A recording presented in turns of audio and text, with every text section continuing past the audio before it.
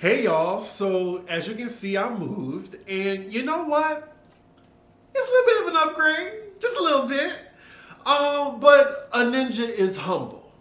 Anywho, this is the Real Housewives of Salt Lake City reunion part 3. Y'all know last week was terrible. Like, it was draining. Mary, oh my God. Like, I wanted her to be off the show. This one, I'm just glad we're wrapping it up. Let's just say that, because I think this season only needed 2-part reunion, but okay, let's see what they're talking about. So we left off from last week's episode. You know, Lisa just went into a complete meltdown, and they made it seem like she didn't come back to the reunion, but she actually did. So a good misdirect on the producers, I guess. And we see that all the husbands have joined the stage. 2 of the husbands, Mary's grand husband is not there, but he's there via satellite. And we have Meredith's husband, and I gotta say, he's dressed very douchey. He has a hood blazer on, and you know what? It's just expected coming from Meredith's husband. Coach Shaw is looking dapper. That is my favorite house husband on this particular franchise. I love that suit. He just looks really dapper. Really, Andy? That's the first question you ask a black man. Did he get his Popeyes? Dummy. So we get into the husbands' reels and their interactions with their wives. So far the questions they're asking is pretty boring. Like, they asked Lisa about the Rolex thing, don't care. They talking about Jen's husband and asking, is football more important than family? And he says, of course not. I mean, of course he's not going to say that. You know, of course it's going to be an obvious answer. And now we're on Whitney's husband. They're asking, oh, are you still a part of the church? Of course he's not a part of the church anymore. But yeah, I mean, these are obvious answers, so I don't think I need to review that. And side note, I was gonna do the Real Housewives of Jersey first, but for some strange reason, my DVR didn't record it. The Bravo TV app doesn't even have the episode up, and On Demand has it with commercials. Anywho, yeah, so I'm doing Salt Lake City first.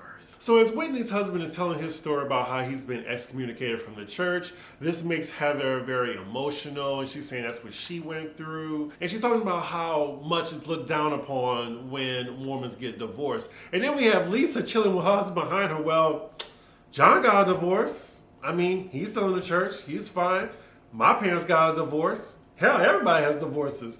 I mean, she might be true, but let Heather have her moment, Lisa. Lisa is involuntarily making it seem like Heather's overreacting about her whole, Mormon divorce crisis. And that's why Heather is just really like, this bitch. So we get to Mary's grand husband, and Andy's trying to ask his question, but it seems like Mary's trying to police his answers. It's very weird. Like, Mary is really trying to coach him as he's answering Andy's question. So basically, Mary's grand husband was saying that he was very hesitant for her to join the show, and Mary did not like that response. And it looks like he knew that they were going to have this type of scrutiny when people found out the nature of their relationship, which is pretty expected, so I can see his hesitation. But it's still weird how Mary's talking to him. She was like, well, you know what, you're being negative, and I just met up with Jen. Ooh, he seems so fed up with Mary, but I mean, 22 years? That had to be hell for him. 22 years married to this woman? She probably treats him awful behind the scenes. So as he's answering the question now, it seems like he's more on script and in line with what Mary told him, and he's giving her compliments. He's saying that the granddaddy comment really offended him, and he's defending their marriage and saying they've been married for 22 years. Who doesn't have problems? Now, he did say he was 22 when he married Mary's grandmother. Now, I mean, it just seems like the cycle is repeating itself. Like, he saw an opportunity, he jumped on it, and now, later down the line, Mary saw an opportunity and she jumped on it. Literally. So now we get to Coach Shaw. He says some inspiring words, and afterward he makes an apology to Mary's husband. A very heartfelt apology too. And Mary's grand husband accepts it. So next question is for Whitney, and Andy's asking for an update on her dad, who was going through addiction troubles. And unfortunately, Whitney says she has not heard from her dad, and she says he's not speaking to her, which is very sad, you know, because like we saw her storyline and how she tried to help her dad. I'm guessing that means he relapsed. I'm not sure. She doesn't really clarify. Hopefully she reconnects with her dad. So Andy tries to make it light for a moment and ask her about her dad's hair because, you know, his hair was a fool all season. And it turns out that it is not a wig, it is actually his hair. So now Andy gets to Meredith and her husband. He starts the questions off with, well, how are y'all doing? She's like, we're good. And then Andy's like, how's everything been since filming wrap? Fantastic. Like, she doesn't say it very convincingly. So surprisingly, Meredith says like the show really helped their marriage get back on track.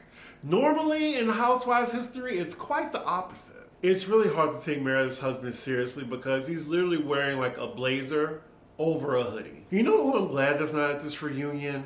Meredith's son Brooks. I'm really glad he stayed his ass home, and I'm really glad that he realized that we didn't see it for him in his bitchy behavior on the show. So then Andy asks Lisa, since she's like the closest with Meredith, about like what she thinks about them getting back together and then possibly divorcing. And Lisa says she absolutely loves them together and she would be absolutely heartbroken if they got a divorce. And then she even starts to get emotional. And at this site, Heather is just not having it. She was like, well, you know what, Lisa, I wish you would have had this type of compassion and empathy for my marriage. You know, since earlier you want to say like divorces are no big deal, but clearly Meredith's divorce really has an effect on you. And you know what? Heather has a point, and she just seems like she's going to hold Lisa to the fire at any chance she gets. And here we go again, round 25, Heather versus Lisa. So the next question is for Jen, saying, well, you talk about this loyalty or whatever, but you know, what you said about Meredith's marriage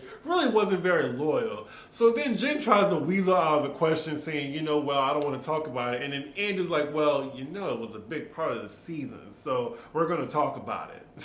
So Jen says, well, you know, I'm not the only one that talked about it. Everyone talked about the marriage. It's just like I got the biggest brunt because of it. Jen really has a problem just owning it. Just saying, girl, I was being messy and gossiping. I'm sorry, it'll never happen again. But that is the hardest thing in the world for Jen.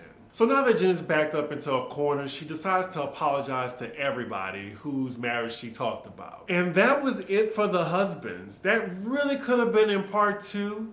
Like, there wasn't that much to them being there. Well, at least we're 30 minutes in and it's almost over. So now it's just the ladies, and finally we're going to talk about the Vegas trip. So of course the first round of questions go to Jen because she had a complete meltdown in Vegas. And Andy asks her, is forgiving people something hard for you? And she says no. Girl, did you see yourself on TV? Did you? Because we did. Andy asks who here thinks that Jen is not loyal to them, as she preaches loyalty. And everyone pretty much raised their hands except for Lisa, who, you know, is sucking up to Jen. And then Jen's like, thank you, Lisa, thank you. Meredith's like, well, let me ask you something.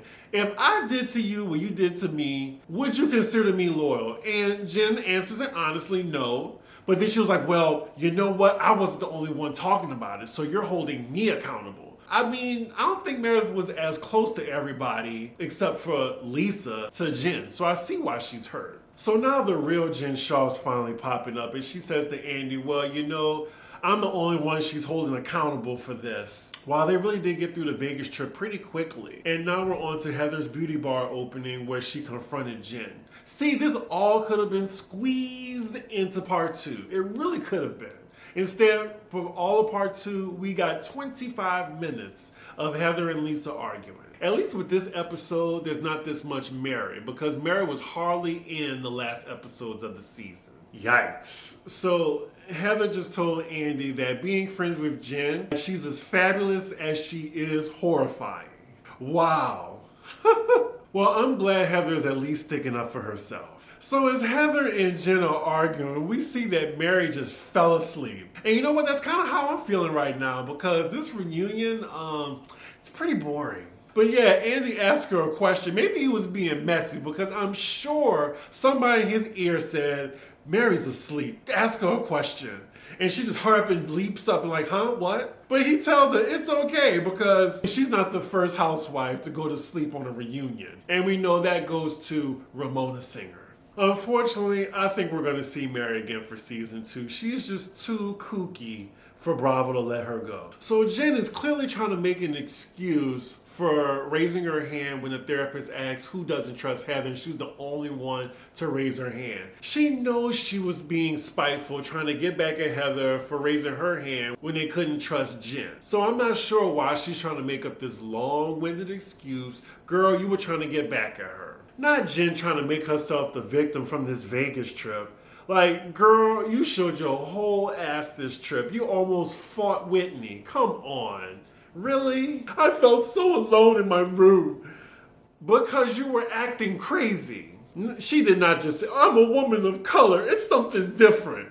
Girl, if you were being aggressive, you were being aggressive. It had nothing to do with your color. Jen, you were emotionally manipulating people with your tears, and you were bullying people to pick a side. So, yeah, the therapist was right. You were being a manipulator and you were bullying people. Own it. Own it. I don't like this. Jen is trying to use the color card, and girl, decline. It's not going to work for you. You were being a bully. You were manipulating people. Come on now. Do not blame this on color. Please don't. Thank you, Whitney. Roll the footage. Roll the footage. You basically threatened Whitney's life. Come on now. Please. I'm glad they're not backing down on that. And I hate how Andy's like, well, Mary, what do you think since you're like another woman of color? I mean, are we really going to ask a broken clock what she thinks in this situation? Now, me, a black person looking at this and watching the show and saw what she did, like she got into Heather's face and put her finger right there. What else? Like, you can't hide behind the color card. I'm really angry at this because Whitney and Heather was no type of microaggression present.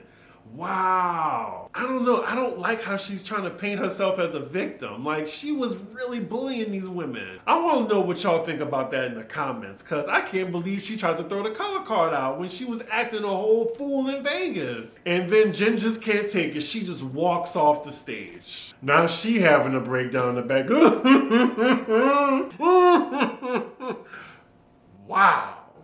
Wow. Wow, I can't believe what I'm watching now. She deserves, well, you know what? That was bad acting too. She don't even deserve an Academy Award. Maybe a Golden Globe, but not an Academy Award. So now Jen is telling her husband how much of a victim she is. No, girl, everyone's just holding you accountable. You don't want to be held accountable, so now you're trying to play yourself as the victim. This is what we've been fighting for so many years. Really, girl? Really? What you been fighting for? Besides a fifth assistant. Girl, boom.